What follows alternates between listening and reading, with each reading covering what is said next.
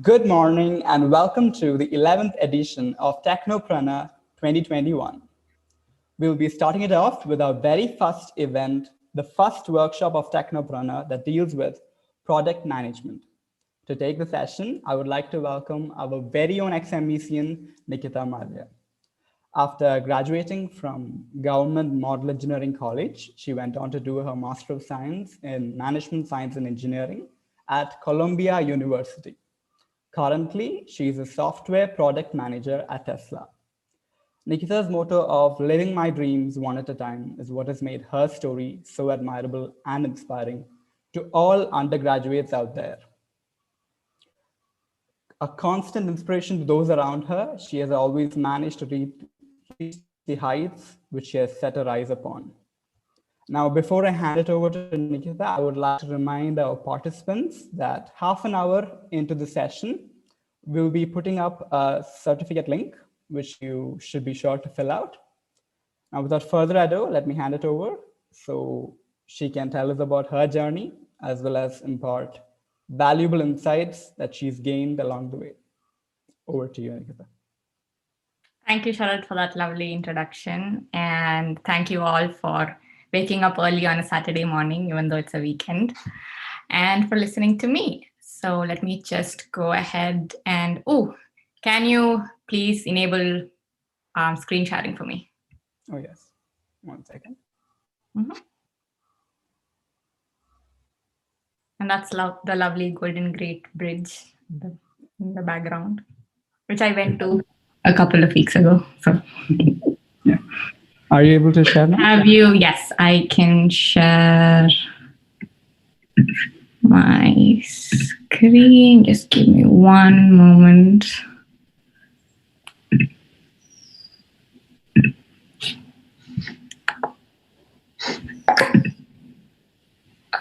I'll have to rejoin to share. So just give me 1 second.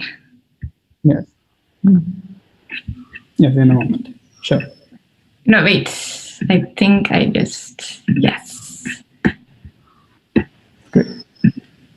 All right. And wait. Just give me 1 second. All right. Hope you all can see my screen. Somebody please say yes, because I can't. Yes.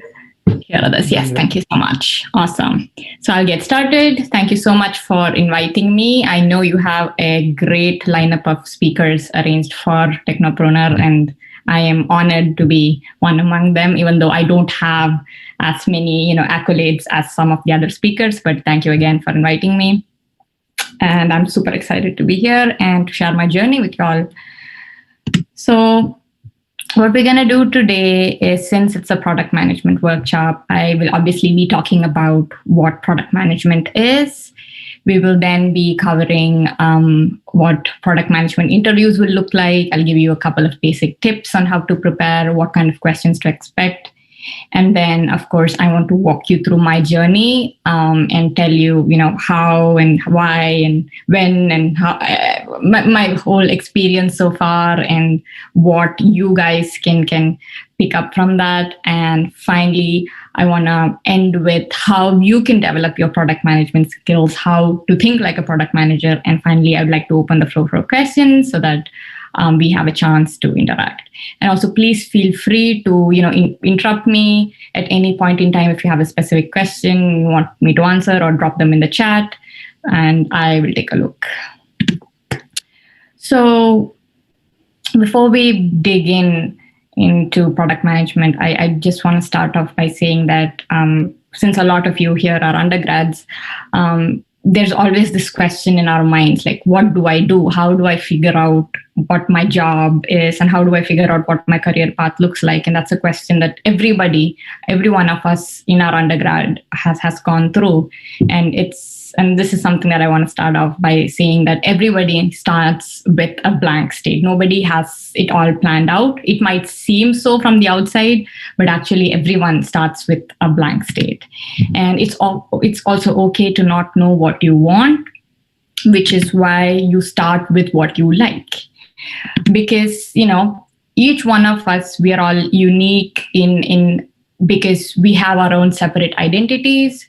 We all have some interests. We all have some dislikes. We all have specific skill sets. And there's just one, for example, there's just one me. You cannot duplicate or replicate my personality, what I like, what I dislike. And the same goes for you. So we are all alike. We're all, alike in the way that we are all unique. So that's what, the universe has given you, and that's where you start. So this is pretty much a slide that I was taught to make at Columbia Business School, where you basically have one slide to show the world who you are as a person. And this is my slide. And as you can see, it's haphazard because that's how I am as a person. There's just so much going on. I love volunteering. You can see that I have a couple of, pictures of organizations that I was a part of at MEC and at Columbia.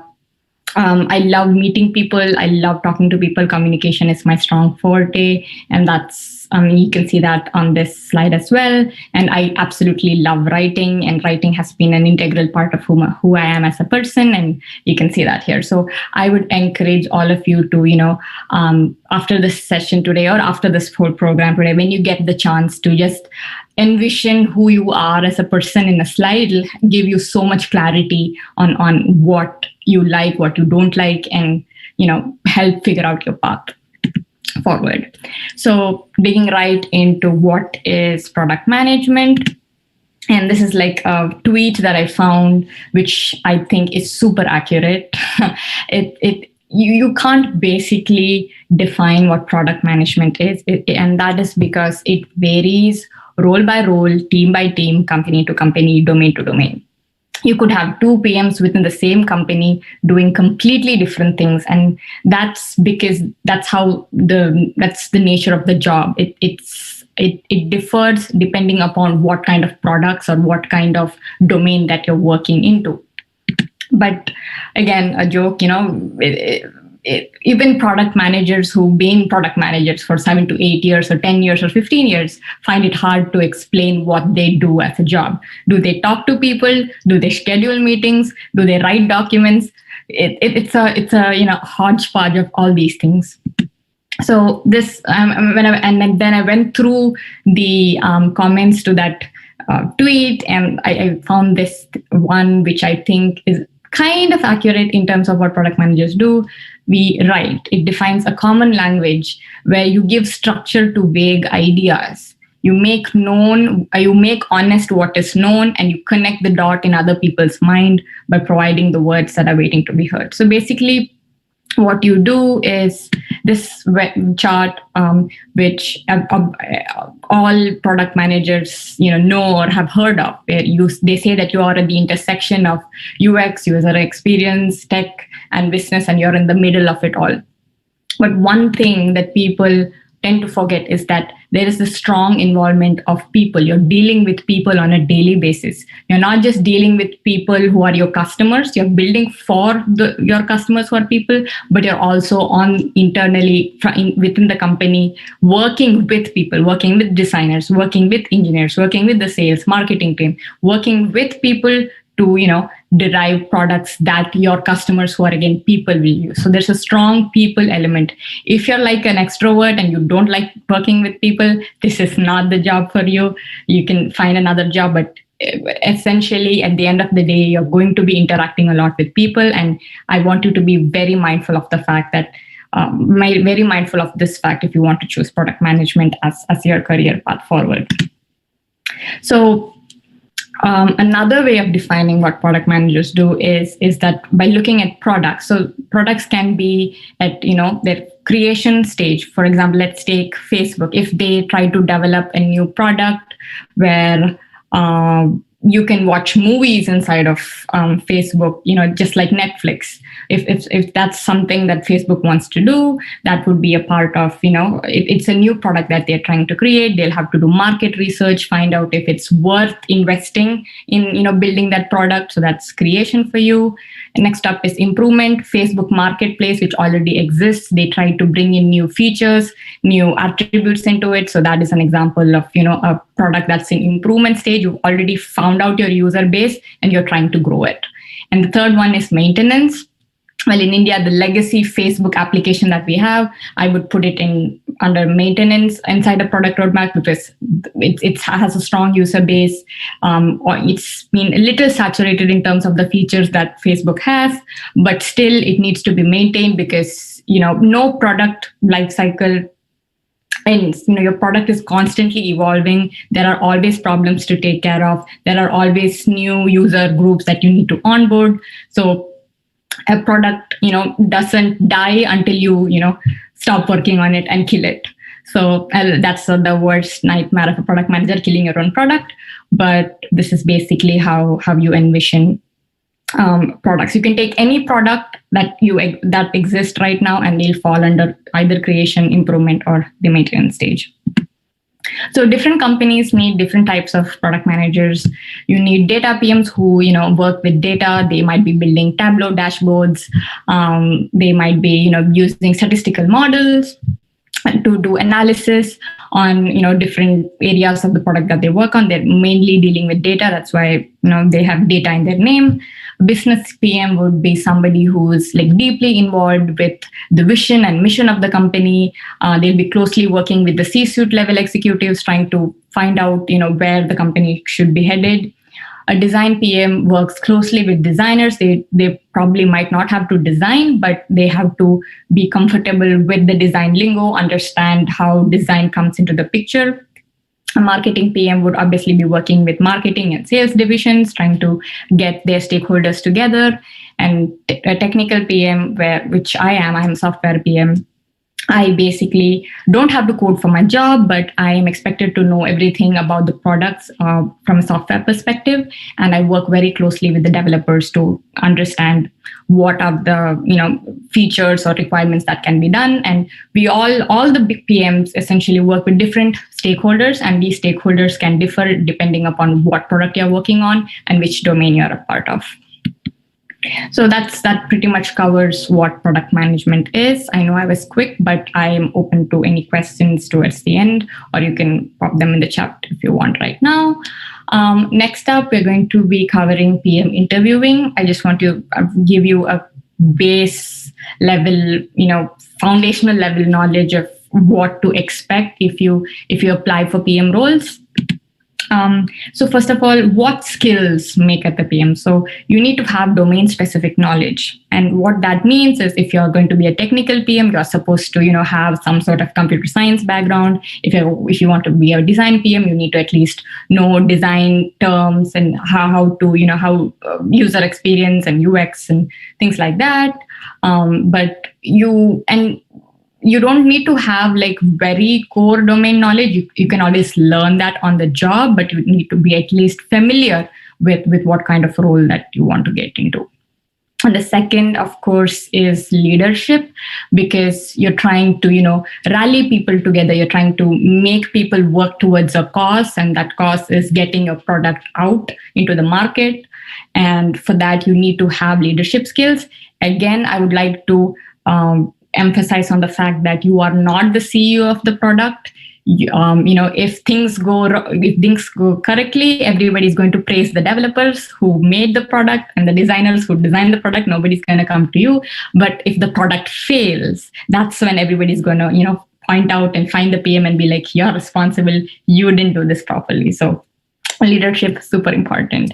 And because you need to be a good leader, you need to be able to communicate often and communicate concisely, because your day is going to be filled with, you will have to reply to emails. Your day is going to be filled with meetings with, different stakeholders, global teams. So you're basically communicating day in and day out, and that's a big part or big chunk of your job.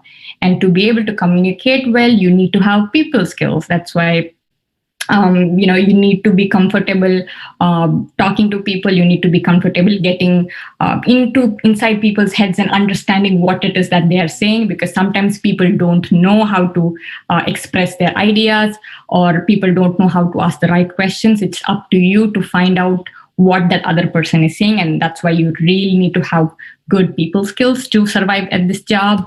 And finally, you need to have the ability to deal with ambiguity, because every day is going to be different. And the job ensures that you have problems.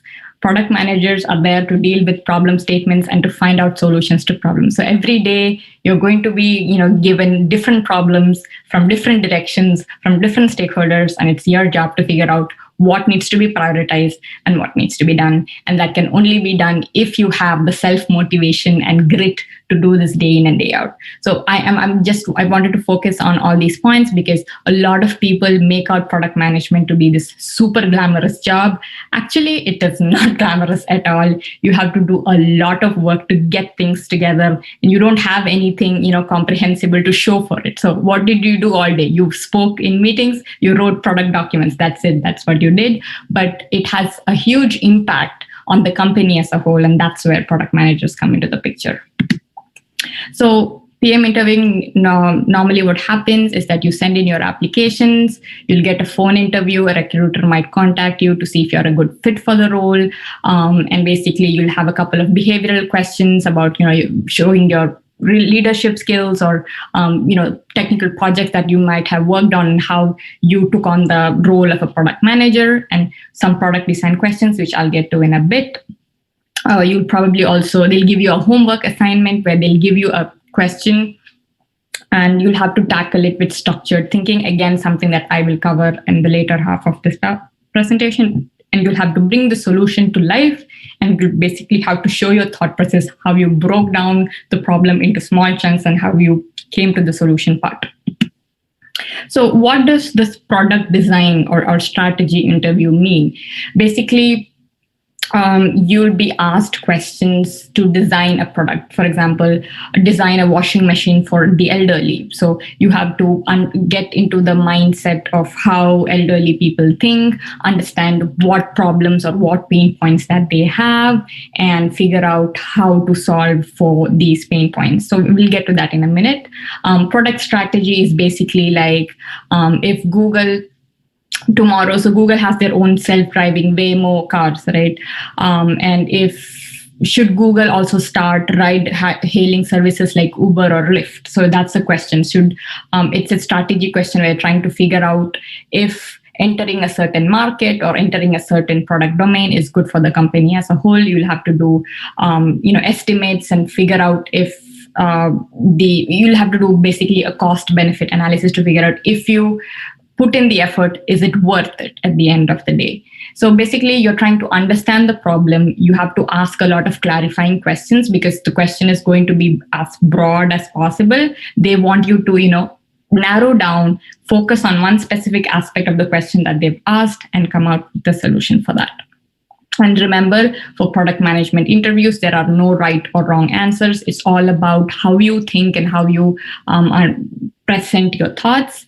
And of course, one thing that I love about product management interviews is that the questions that they ask you, that's an exact replica of what job you'll be doing. I've seen that in software engineering interviews, they'll ask you some questions, but you'll be working on something else entirely. So that's not the case of product management. The questions that they ask you, it might sound scary and crazy, but that's the kind of job that you'll be doing. So it's a good indication of the job. Again, for the technical part, and this is only if you're taking on like technical PM roles, if you're going for design roles or design PM roles or business PM roles, you don't have to worry about this section. But for the technical PM roles, you'll obviously have a technical section, and you don't have to code. It'll mostly be, pseudo coding or system design questions where you try to, explain the architecture of products like Twitter. How does the backend look like? How are the APIs connecting with each other? How is the database structured? What kind of databases do you have? How will you store that information? How will you show that information? So those are the kind of system design questions that technical interviews have. And again, product design and product strategy, you're basically focusing on, there'll be a business objective. We need to figure out what that is. And then we need to have, alignment with stakeholders. And stakeholders can be your marketing team, sales team, other developers, other parallel teams, trying to understand what the vision is, what the end goal that you're trying to solve for. And then you look at your user problems. For example, when designing a washing machine for the elderly, we need to figure out, what are the problems that elderly people face. They can't walk a long distance, or they can't bend too much. So we need to take all those pain points into consideration when designing that washing machine for them. And when you're looking at strategy questions, you need to think about internal forces, external forces. What are the market trends? What are your competitors doing? What is something that you can leverage from within your company? So that's pretty much a skeleton or a backbone of on which you need to build your product management answers for product strategy questions. So this is what I was referring to. Circles framework is a framework that's used by a lot of product managers in just trying to understand how to solve a problem. You first start with, you'll be given a problem statement. Let's take design a washing machine for the elderly again, because that's the example I've been using so far. You need to understand why we are trying to solve for this.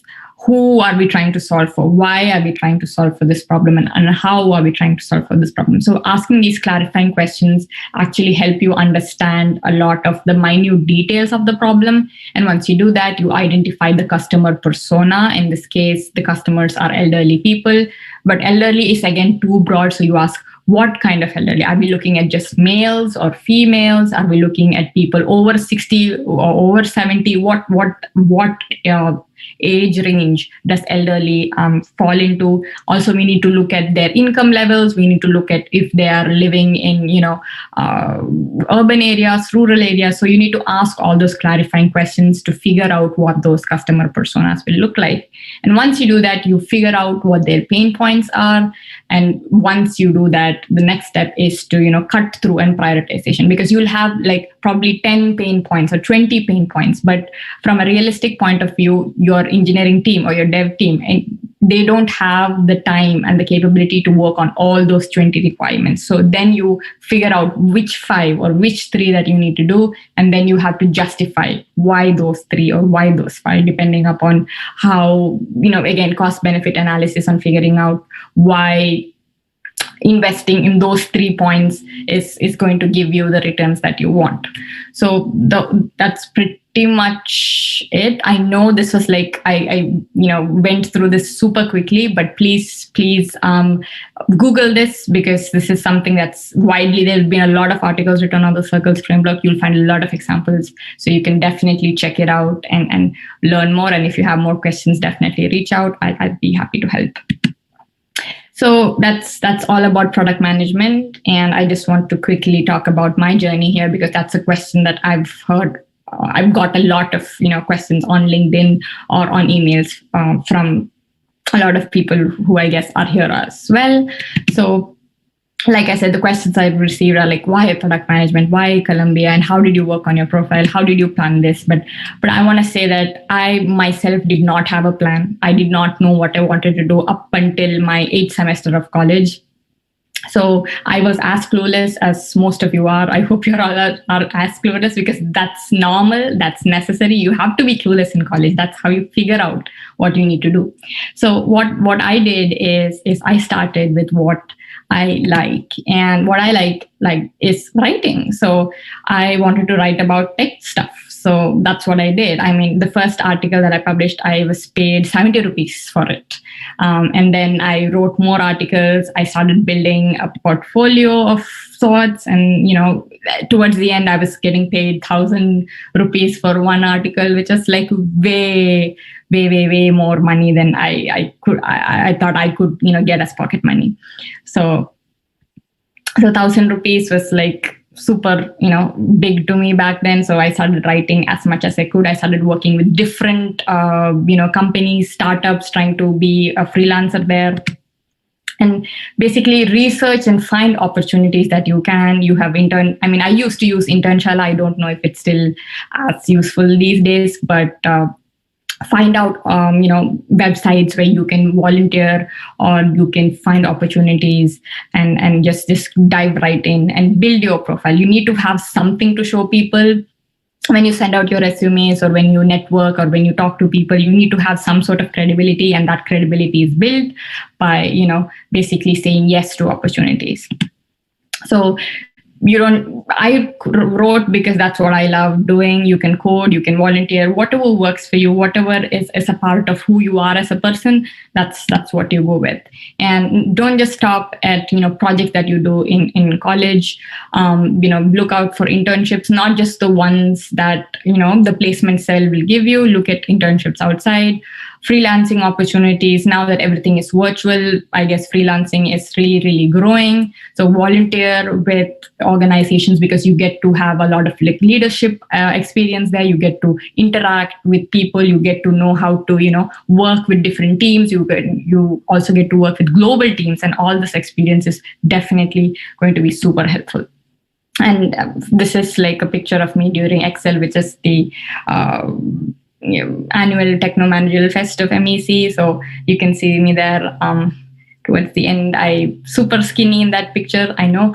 But yeah, I made sure that all through my 4 years in college, I was, constantly finding opportunities to volunteer, because I really wanted to build my experience as a person, as a leader. And that's what I did. And in addition to everything that you can do in college, you also need to gain exposure. And what I mean by exposure is, attend conferences, attend hackathons, sign up for anything that you can find on the internet that is free. And Grace Hopper Conference changed my life, because I went there during my third year of college. At the end of third year, fourth year of college. And that's where I got to know about product management. That's where I decided that I wanted to come to Columbia to pursue my master's degree. So if I had not gone to that conference, none of this would have happened. I wouldn't even have known that, something called product management exists. So exposure is important. Networking is important. Attending, sessions like Technopreneur, like whatever your college offers you, whatever you find on the internet is, relevant to your field of expertise is super important. So work with what you've got. A lot of people come to me, they're like, oh, I'm from MEC. How do I get where you are? Like, I don't know if I have the resources. Like, all you need is Google, a laptop, and a notepad to take notes. That's it. And internet, obviously, which I think everybody has these days. So that is all that you need to, actually understand what's out there in the world. And there's so much out there in the world. All you need is just, you need to sit, you need to figure out what you like, and just go from there. And I guarantee you, things will definitely work out. And this is just a quick overview of the MS application process. I have an article on my Medium page if you want to go into this in detail. But it's at Grace Hopper that I figured out I want to go to Columbia, because I met a senior there senior from Columbia, who was like studying at Columbia. I spoke to her and I'm like, this is something that sounds really cool to me. And that's why I came back home. I wrote my GRE TOEFL right before my university exams in December. And I applied like 3 hours before the deadline or something of that sort. I don't remember exactly now, and then I got in, and then this is Columbia, and I graduated in December with my master's in management science and engineering, which is basically like you take half the courses at the engineering school and the other half at the business school. And this is super cool for me, because I really wanted to enjoy that business school experience and sit in a class with like actual MBA students, which was pretty cool. And even at Columbia, I made sure that, I was actively volunteering. I volunteered with the UN World Food Program on a talk. I made sure that, I was super into product management. So I was the vice president for the Product Managers Club. I was also the communications chair for the Inter-School Governing Board, where I got to meet a lot of students from other schools at Columbia, which is like super interesting. So I made sure that wherever I was taking full, advantage of the opportunities that I have. And all this seems like a dream come true, right? But let me tell you, behind the scenes the struggle is real. So I had to apply to almost over like 150 200 applications for an internship. And out of those 200 applications, I only received 6 callbacks. Out of the 6 callbacks, only 4 had final interviews. And then due to COVID, one of my offers got rescinded.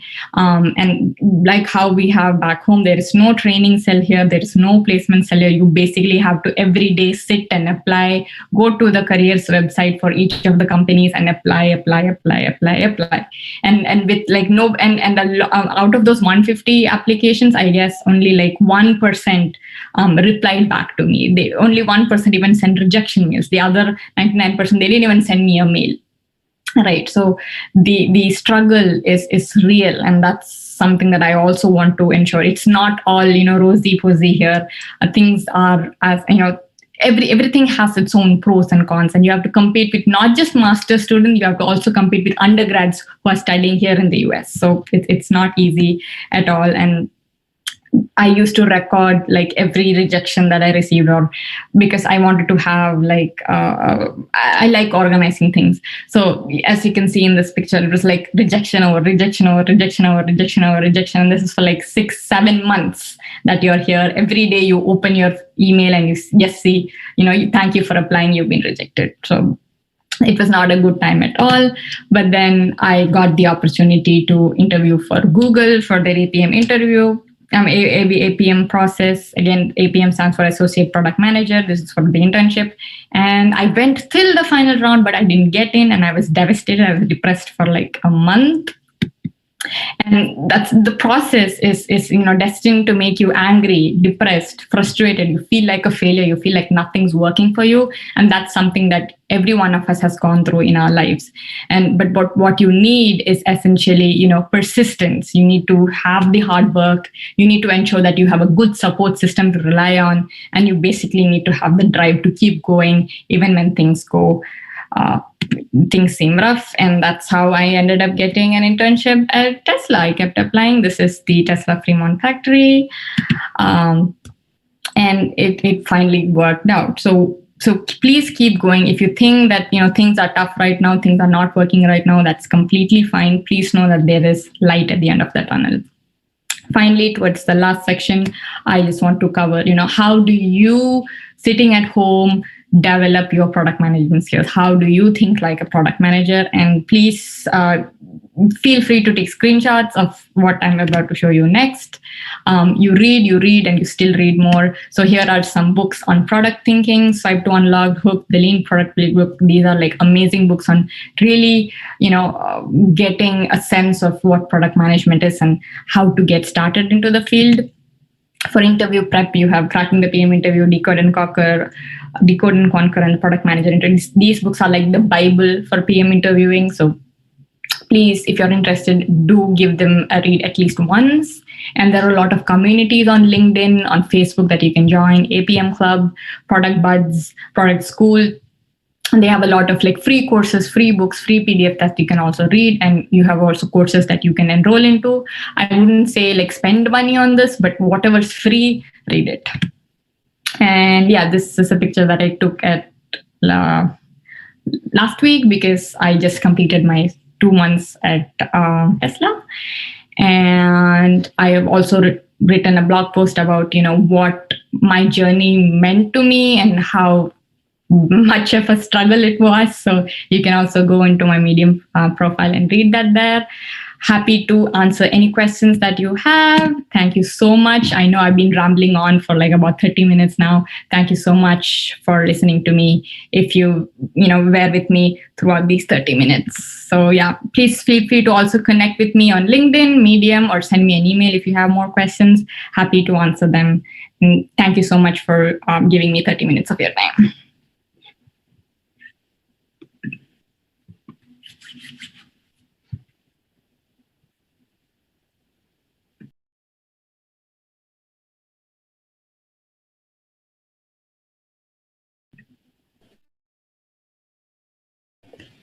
Well, thank you, Nikita. We'll move into the Q&A session. so far. We're waiting on the questions. It was a fascinating session. So I was going to ask you how to get it in the mindset, but then you quickly answered that with around 6 books to refer to. Is there any other creative exercises or something? From what I've grasped, mainly product management seems to be a lot about the mindset and how you approach a certain problem. So yeah, I mean, one thing that you could do is basically take your phone, look at any app that you have there, open it, see why, the user has to enter a certain way. Why is this particular section on this side? Why is that button here? Why are you prompted to go to this screen and not that screen?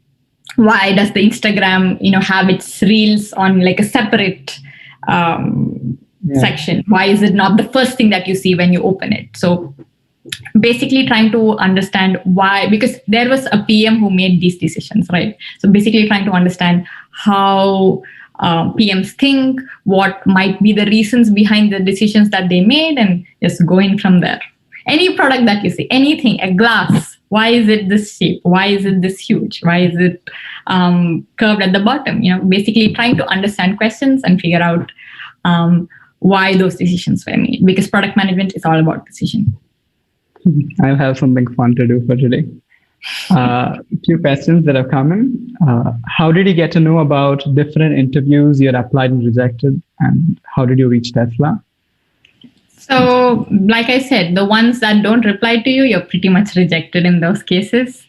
But what I did is I reached out to a lot of my network. I tried to get referrals because that's one way that you find internships or find jobs in the US. If you have somebody who can refer you, awesome. But then again, I did not have a huge network or contact list that I could tap into. So what I did is basically just go into every career website that I could find and just click apply on their careers page. And that's what I did for Tesla as well. I didn't have a referral. I just went into their page and I was like, I saw 5-10 postings, out of which 4 things were something that I was interested in. I just sent 4 of them my resume. That's it. That sounds like a lot of work. It is a lot of work, yes. One interesting question. If there was one thing you would look in a fresher applying for product management, what would it be? I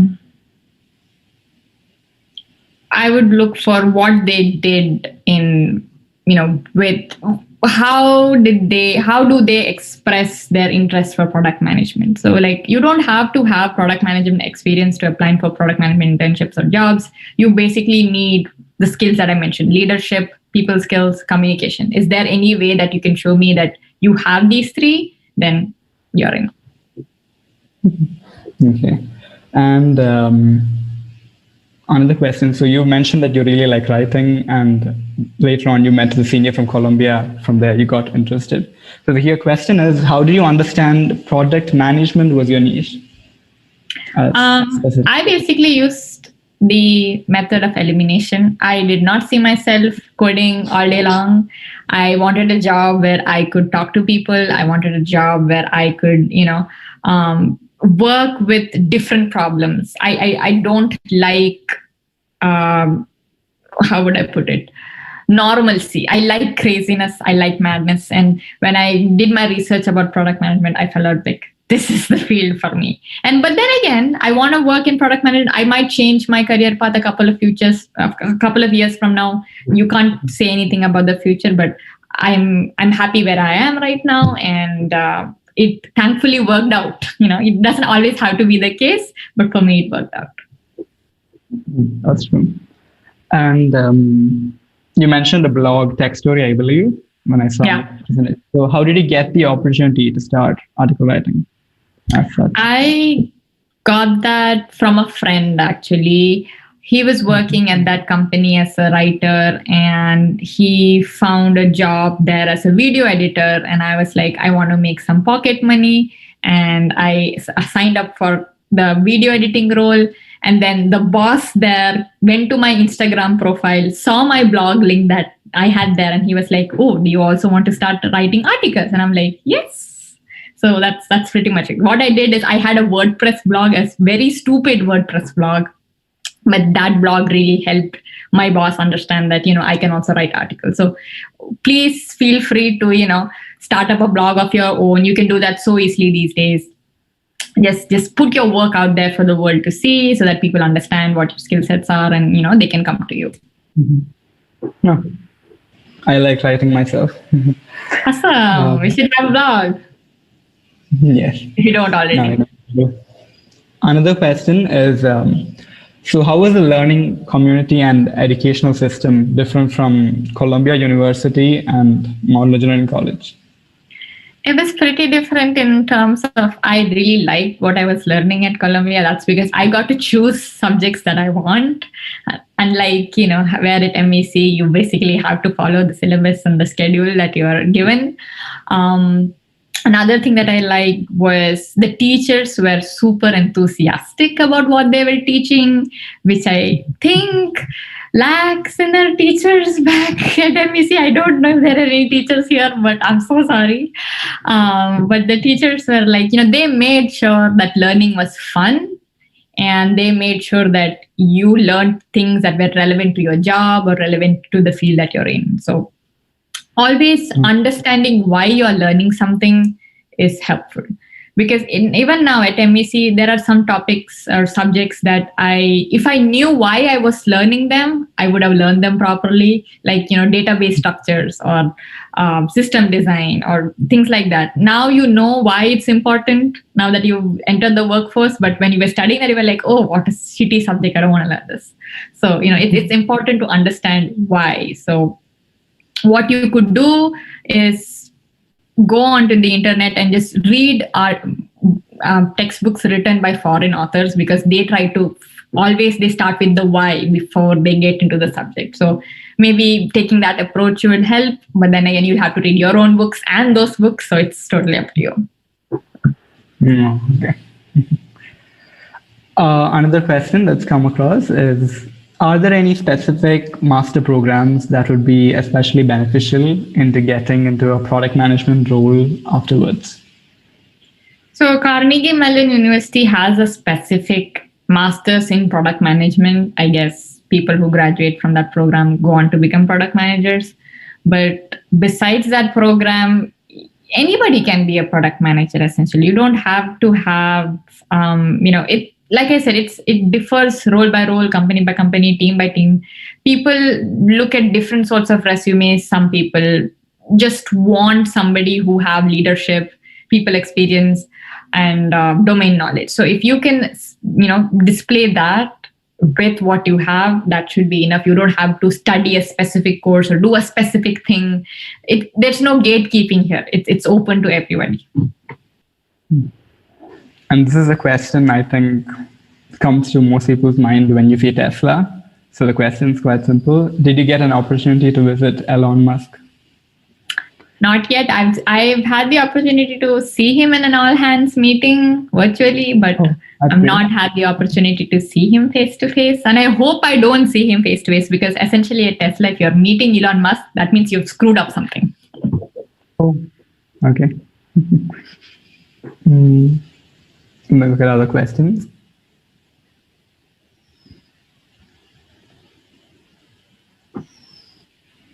As such, we invite more questions in the chat for those unmuted. Yeah. Does the CGPA of my bachelor's in engineering affect if I want to change my track to management? No, it does not. So in the US, how they look at profiles is that they look at your, profile holistically. It's not just your rank, your mark. It's all about, your extracurricular activities, what you've written in your statement of purpose, what your recommendation letters say. So my CGPA was 8.3, which is very bad. Please don't do it. And please don't think that 8.3 is a good CGPA. It is not. It is terrible. I've seen people have 10 CGPAs these days. So 8.2 was very bad, but I got into Columbia with 8.2, which says something about the fact that they don't just look at your CGPA. So more about who you are. Make sure that you have an all-rounded profile. If your CGPA is low, have reasons as to why it's low. So you can balance it out. Another question is, what are the key points one should add in their internship application when they're asked, why should we hire you? That depends on what kind of a role that you're applying for. Like if it's a PM role, you need to talk about how you have those skills that make you stand apart as a PM. If you're a software dev, you need to talk about how you have a strong, grasp on software. On basically the technologies that particular role requires you to work on. So it's all about understanding what the company needs, because you're going to be going there as a resource to the company. So it's not about you, it's about them. Why are you? So that's something that I've used when applying online. Job specific. Yeah. To be precise. Yeah. Another question is, does money play an important role in education outside India? Applicable to all as such? So it depends on a lot of things. As for me, I took an educational loan from SBI because obviously I couldn't, afford the tuition fee here at Columbia. But it also depends on, where you're living. So in New York, living expense is way high. New York is like one of the most expensive cities in the world. So you also need to take that factor into consideration. But if you study in a place like Texas or Pittsburgh, it's not as expensive. You can find an apartment for half the price that I pay here right now. So you need to take those all those factors into consideration when deciding the location where you want to study or where you want to apply. But one thing that I want to say is, if you get a good job, you can pay off your loan in like 2 to 3 years easily. So, that's why a lot of people come to the US. They take educational loans, they come here and do that, provided you get a good job. So it's the getting the job part. Let's go back to the 150 applications that I applied. It's that struggle that determines your success here. Okay. That's a risk that you have to take. And then you have the whole visa issue, coming after that. So you need to consider all those factors before coming here. Slightly scary. It is. So, like I said, there are like pros and cons to everything, right? It's not always that easy. A fascinating question. Tell us about a time you faced failure and how did you bounce back? I faced failure a lot in my life. And the first one that I faced was like the biggest thing ever. I wanted to become a doctor very badly. Both my parents are doctors. I didn't even go for like math tuition. I went for only like bio tuition along with physics and chemistry. And during my KEEM, when I wrote that, I scored higher marks for my engineering KEEM than my MBBS scheme. So that like really shattered me, and I didn't know what I wanted to do with my life. And my parents were like, do you want to go for repeating and all that? But I was like, no, I gave it my all.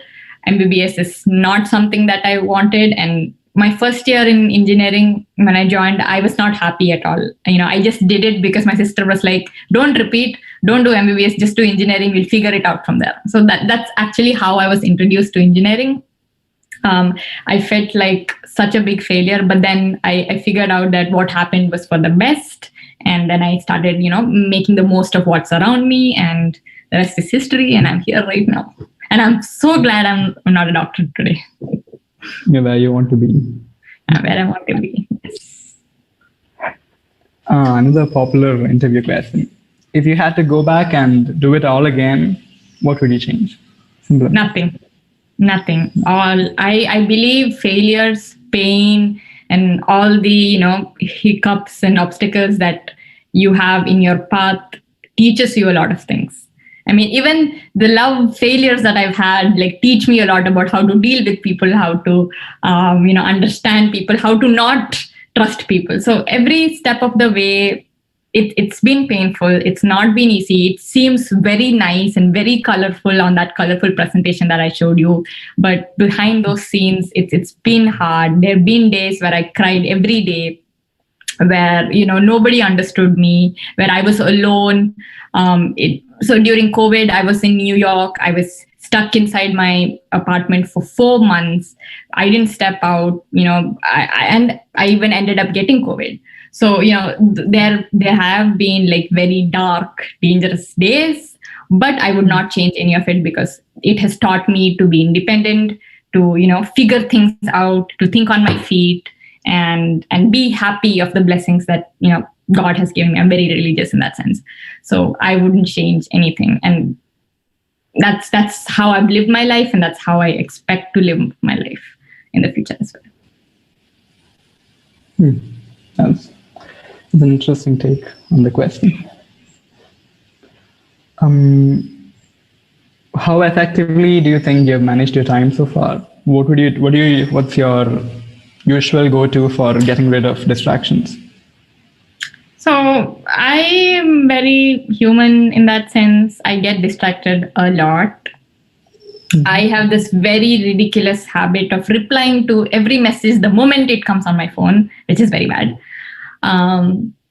But what I do is, that's something that I'm still struggling with actually, but I try to make sure that I plan my day out. I have a weekly agenda, a daily agenda. I use my calendar. It's my favorite app on my phone. I, have everything down. I have my weekly budget. I have my monthly budget. I write. I have calendar. I've blocked my calendar for things that I want to do for certain days. I like to be organized, and I love Notion. I have my whole life is like inside Notion right now. So if you can see everything that I do. It's like basically my diary.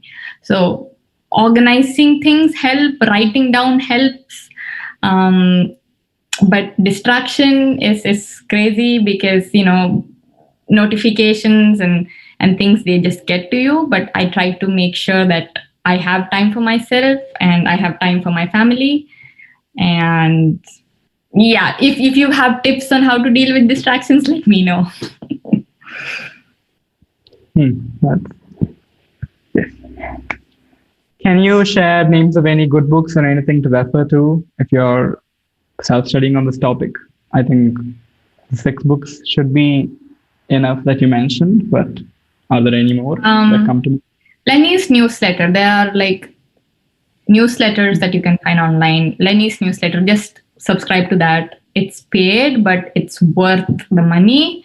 And he has like tons of articles there. Like just follow that newsletter. That by itself is enough. You'll not be able to go through half of it because it's very long and it's too many. But reading those should be super helpful, in addition to the books that I mentioned. And he has a couple of book suggestions on his blog as well. So read the blog, read the books there, okay, nobody's going to read all the 6 books that I just mentioned. So, at least reading one book would be, a good metric for me. Yes. First read those, then go to the blog. Okay. This is something based off something I saw recently. I think would be a last question now, since we have to wind up soon for the next session. So it was about, we have this culture of multitasking and right now, like everyone's doing multiple things. So is that advisable? Because I read that can drain your mental energy, or is it better to like just focus on one task as such rather than multitasking? So I think it's very subjective, right? Like some people need to just like block time off and focus on one thing and get that done. In my case, I can't do that.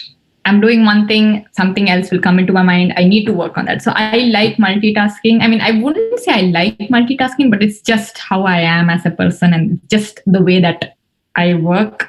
So just follow your mind. What your mind tells you is the best way to go. There's no right or wrong answer here. At the end of the day, it's all about getting your work done, getting your shit in order, and whatever works for you is the best thing. But then again, I'm not a neurological scientist who has done research on this and figured out if multitasking will reduce your lifespan by 5 years or whatever. But you can do your own research. But based on what I know and what I've read, I do what works for me, and I will change it in the future if somebody tells me it's totally wrong to, multitask, and you'll die. So I'll change them. Yes. They have one more last question. After that, we'll be winding up the session. Should we write the SAT exam for applying to universities abroad, like Columbia, for example? SAT exam is for like when you come here for your undergrad. So right after +2, if you want to come here for your undergrad, that's when you write SAT. If you want to come here for your master's, you need to write GRE, and TOEFL or IELTS is for like your English proficiency. GRE is the SAT equivalent, where you have, aptitude questions and maths and qualitative skills as well, which is being judged in that exam. So again, I have a blog post on my Medium profile. If not, you can just Google GRE and you can find all the information on the internet. Okay. So with that, we'll be ending it. Thank you, Nikita, for such an illuminating session and really enlightening Q&A as well. So with that, we'll be going on to the next session. See you all for the inaugural session at 11 a.m. And stay tuned to IEDC's Instagram page for further updates. And with that, thank you everyone for attending. Thank you. See you all for the next session. Thank you. Thank you so much, Sharath. Bye-bye. Thank you everybody for listening. Yeah.